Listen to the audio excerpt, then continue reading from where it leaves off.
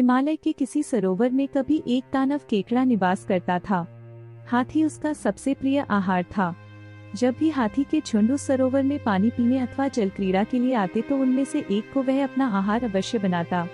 चूंकि हाथी समूह के लिए उस वन में जल का कोई अन्य स्रोत नहीं था, अतः गजराज ने अपनी गर्भिणी हथिनी को दूर किसी प्रदेश में भेज दिया कि कहीं गलती से हथिनी उस दानव केकड़े का ग्रास न बन जाए।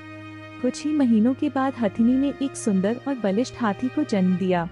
जब वह बड़ा हुआ तो उसने अपने पिता का ठिकाना पूछा और यह भी जानना चाहा कि आखिर उसे इतने दिनों तक पिता का वियोग क्यों मिला था।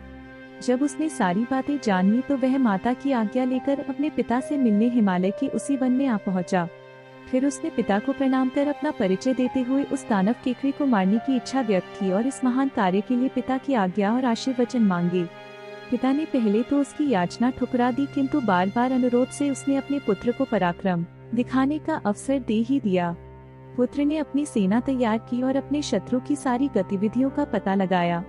तब उसे यह विदित हुआ कि वह केकड़ा हाथियों को तभी पकड़ता था जब वे सरोवर से लौटने लगते थे, और लौटने वालों में भी वह उसी हाथी को पकड़ता जो सबसे अंत में बाहर आते थे। सूचनाओं के अनुकूल उसने अपनी योजना बनाई और अपने साथियों के साथ सरोवर में पानी पीने के लिए प्रवेश किया। उन साथियों में उसकी प्रेयसी भी थी। जब सारे हाथी सरोवर से बाहर निकलने लगे तो वह जानबूझकर सबसे पीछे रह गया। तभी केकड़े ने उचित अवसर पर उसके पिछले पैर को इस प्रकार पकड़ा जैसे एक लोहार लोहे के एक पिंड को अपने चिमटे से पकड़ता है। हाथी ने जब अपना पैर खींचना चाहा तो वह टस से मस भी न हो सका। घबराकर हाथी ने चिंघाड़ना शुरू किया, जिसे सुनकर हाथियों में भगदड़ मच गई। वे उसकी मदद को न आकर इधर उधर भाग खड़े हुए। हाथी ने अपनी प्रेयसी को पुकारा और उससे सहायता मांगी। प्रेयसी हाथी को सच्चे दिल से प्यार करती थी।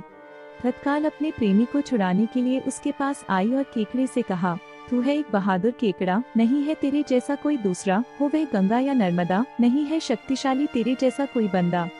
मादा हाथी की प्यार भरी बातों से प्रसन्न हो केकड़े ने अपनी पकड़ ढीली कर दी। तभी हाथी ने प्रसन्नता भरी चिंगाड़ लगाई, जिसे सुनकर सारे हाथी इकट्ठे होकर उस केकड़े को ढकेलते हुए तट पर ले आए और पैरों से कुचल कुचल कर उसकी चटनी बना दी।